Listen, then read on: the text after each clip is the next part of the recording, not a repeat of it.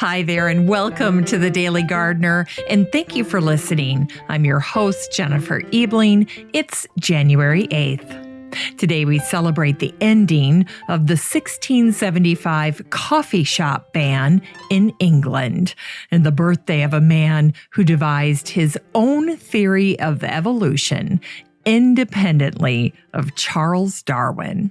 We'll learn about one of the fiercest Dutch conservationists and the nurseryman who created the world's most excellent arboretum. Today's Unearthed Words feature fabulous one-liners about January. And we grow that garden library with a book that helps us grow houseplants, the official greenery of January and February. I'll talk about a garden item that can help you relax, and then we'll wrap things up with the birthday of a plant wizard who brought the date palm to California. But first, let's catch up on a few recent events. Today's curated articles begin with a post that was written by Dan Pearson called Dogwood Days, and it's all about the various kinds of dogwood that are available to gardeners. Dan ends this post with this very helpful tip that I thought I'd share with you. He said, cornice takes easily from hardwood cuttings. Cornice is the Latin for dogwood. He said, save prunings and then plunge a few pencil-thick lengths into the ground by your mother plant. Those cuttings will be rooted and ready to lift within a year. If you want to track down this post in the free Facebook group, just search for Dogwood. Then our next curated post was from Serenata Flowers. It featured 5 flower trends for 2020, and it was shared by House Beautiful. We can expect to see more warm palettes and tones, as well as soft neutrals in bouquets. One particular shade is known as Neo Mint. Neo Mint is an oxygenating fresh tone, and you'll see more of it during 2020. Imagine a very soft pastel shade of green, and you have Neo Mint. Now, if you'd like to check out these curated articles for yourself, you're in luck, because I share all of it with the listener community in the free Facebook group for the show. Just head on over to Facebook the next time you're there, go up to the search bar and type in the Daily Gardener Community, and then just request to join. I'll admit you, and I'd love to meet you in the group. Here's today's brevities. On December 23rd, 1675, King Charles II issued a proclamation suppressing coffee houses in England.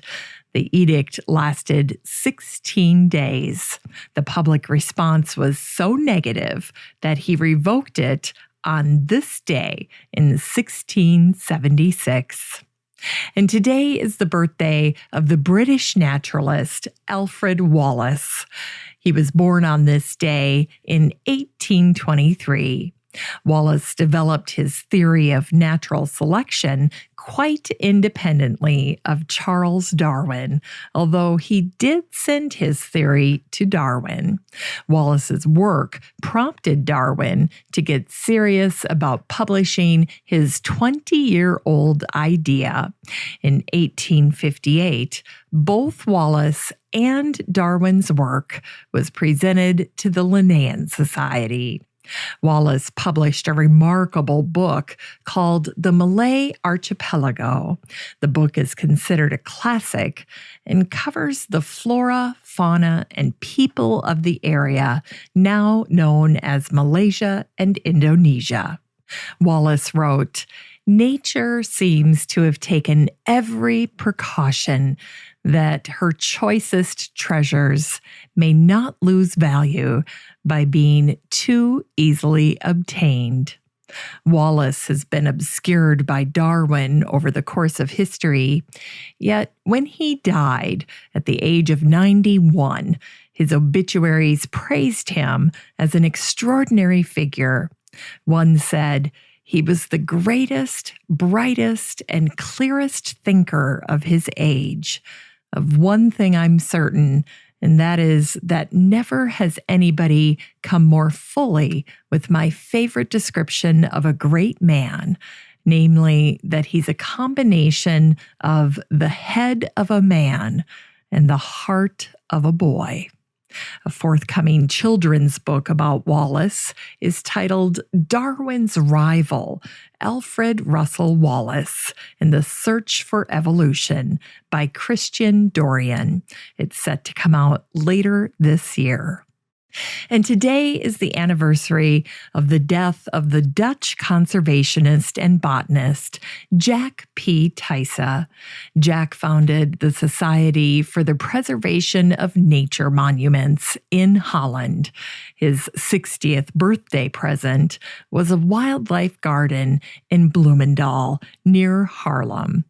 After World War I, a Dutch food company by the name of Verkade asked Jack to create some album books on the flora of the Netherlands. Essentially, the books became a collector series. The albums had empty spots for photo cards, which were distributed individually with the biscuits. The Dutch would buy their biscuits, and then they would find the card and place it in the spot designed for it in the book. These photo albums were quite trendy among the Dutch, and today they sell for hundreds to thousands of dollars a piece on auction websites. Today in the Netherlands, there's a college named after Jack, and he always makes the top 100 Dutchman's list. Today is the anniversary of the death of the conservationist and plantsman Harold Hillier. He died on this day in 1985. In 1864, Hilliard's grandfather Edwin began the family nursery.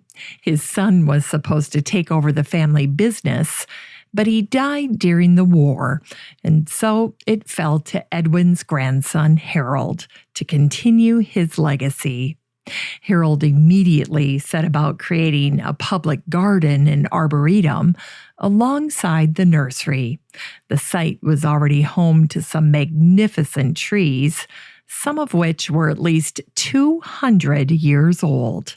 In an article from 2019, it was revealed that the Hillier Arboretum is home to the largest collection of champion trees in all of Britain and Ireland, with a whopping total of 611, followed by Kew Garden, which has 333 champion trees.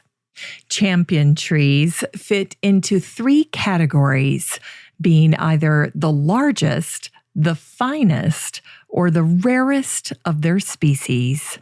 Today, the Hillier Nursery is putting together a champion tree trail throughout the Arboretum so that visitors can walk to each of the champion tree specimens.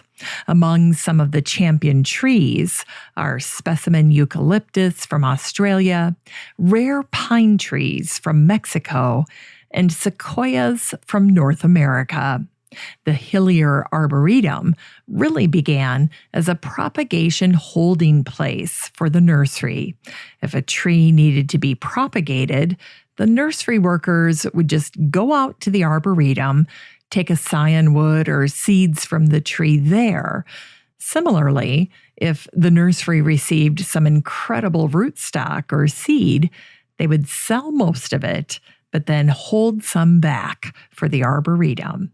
Today, the 180-acre Arboretum is entirely separate from the nursery, and it features about 42,000 plants across 1,200 taxa. The Arboretum features 11 national plant collections and has magnificent specimens of witch hazel and oak. Hillier died just 6 days after his 80th birthday. Harold spent his entire life working to save rare and endangered trees and shrubs from extinction. In 1978, he gifted the Hillier Arboretum with thousands of specimens and plants. When asked by a reporter for his opinion on plant conservation, Harold Hillier famously replied, "While others are talking about it, I am doing it.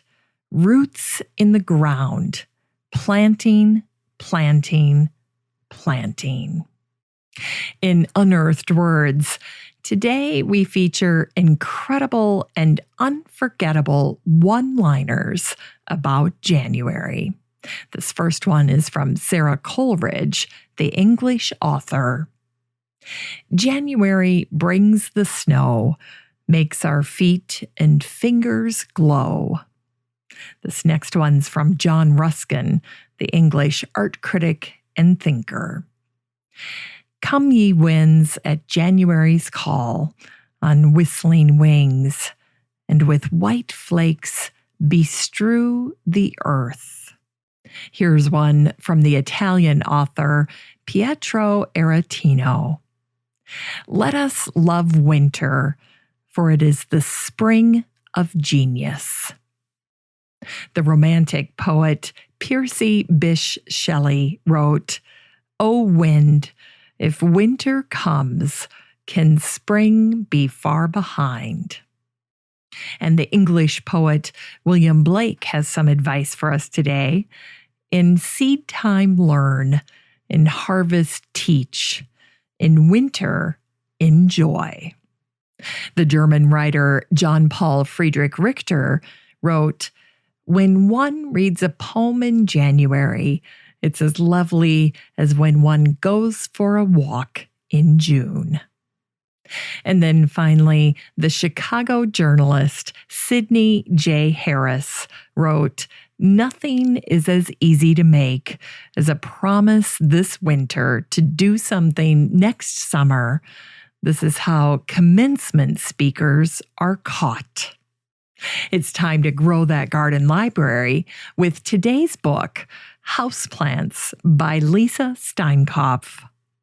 The resurgent interest in houseplants is due primarily to millennials who are filling every nook and cranny in their homes with houseplants, those smart millennials. If you, like so many millennials, are filling your house with houseplants, especially during the winter when they add so much humidity, green, a touch of the outdoors, and clean air, you'll enjoy Lisa's book. One of the things I appreciate most about her book is that Lisa divided the 125 houseplants that she features into 3 helpful categories: easy to grow, moderately easy to grow, and don't try this at home. It's a waste of money and time, and you really need that new pair of shoes. Just kidding. It's actually called challenging to grow, which doesn't sound so bad, but you still need to be careful.